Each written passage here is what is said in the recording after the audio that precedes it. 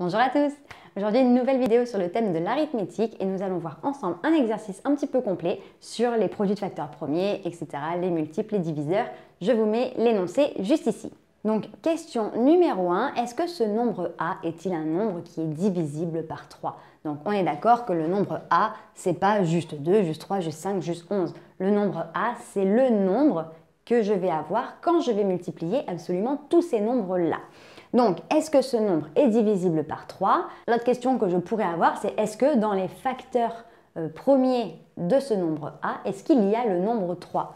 Eh bien oui, là du coup j'ai 2 puissance 3 fois 3 fois 5 fois 11, ça veut dire que le nombre global sera divisible par 3, vu que 3 est un diviseur. Le nombre 3 est-il un multiple de 11? Eh bien du coup ça veut dire que quand je vais multiplier tous ces nombres-là, est-ce que c'est un multiple de 11 ou est-ce que 11 est un diviseur? Ça, c'est une autre façon de voir la même question. Donc concrètement, c'est la même question que celle d'avant, sauf que celle d'avant, on te demandait directement si le nombre était divisible par 3. Là, on te demande si A est un multiple de 11. Donc c'est exactement la même chose. Donc là, oui, en gros, A est divisible par 3 et c'est aussi un multiple de 11. Le nombre A est-il divisible par 6? Eh bien là, bon, premier abord, vous me dites non parce que vous ne voyez pas de 6.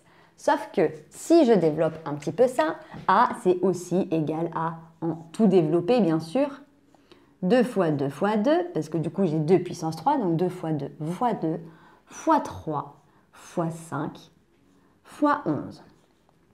Donc quand on vous demande si le nombre A est divisible par 6, ça ne vous demande pas si dans les produits de facteurs premiers j'ai un 6. Pour la simple et bonne raison que 6 n'est pas premier. 6 c'est 2 fois 3. Et 2 fois 3, je le vois ici. Je l'ai soit ici, soit ici, soit ici. Donc, et en tout cas, je vois que j'ai la possibilité dans les produits de facteurs premiers de créer le nombre 6. Donc tout simplement, le nombre A est divisible par 6. Question numéro 4. Est-ce que le nombre A est un multiple de 8? Un peu la même question que la question précédente avec divisible par 6. Est-ce que du coup, j'ai 8? Bon, là tout de suite, j'ai pas 8, mais en même temps, ce ne sont que des produits de facteurs premiers, 8 n'étant pas premier. Bah, du coup, il n'y est pas. Mais est-ce que je peux le fabriquer? 8, c'est un nombre qui est pair, c'est 2 fois 4. Donc si je prends 2, lui je le prends. Est-ce que j'ai la possibilité avec les nombres restants de créer 4?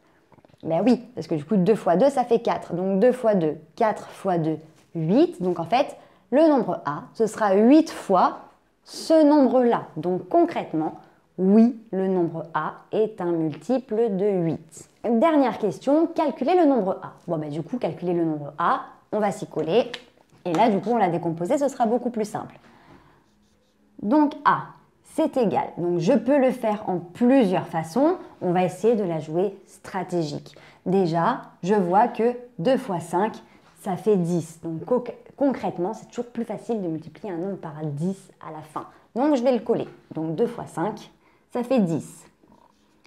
Et là, du coup, je vais les barrer pour ne pas me tromper. Ensuite, je vais avoir 3 fois 2 qui me font du coup 6 et 6 fois 2, 12.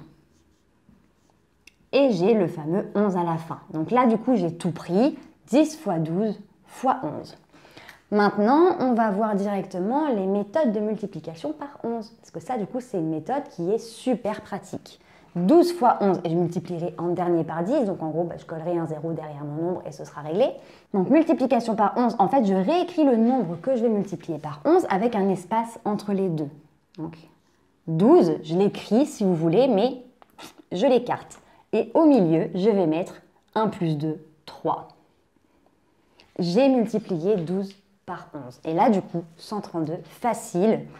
132 fois 10, et bien ça me donne 1320.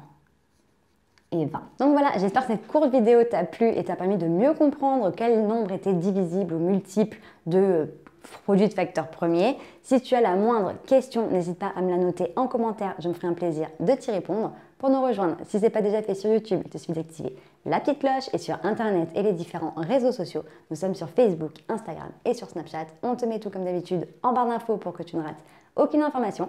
Et d'ici une très prochaine vidéo, je te dis à très bientôt. Salut!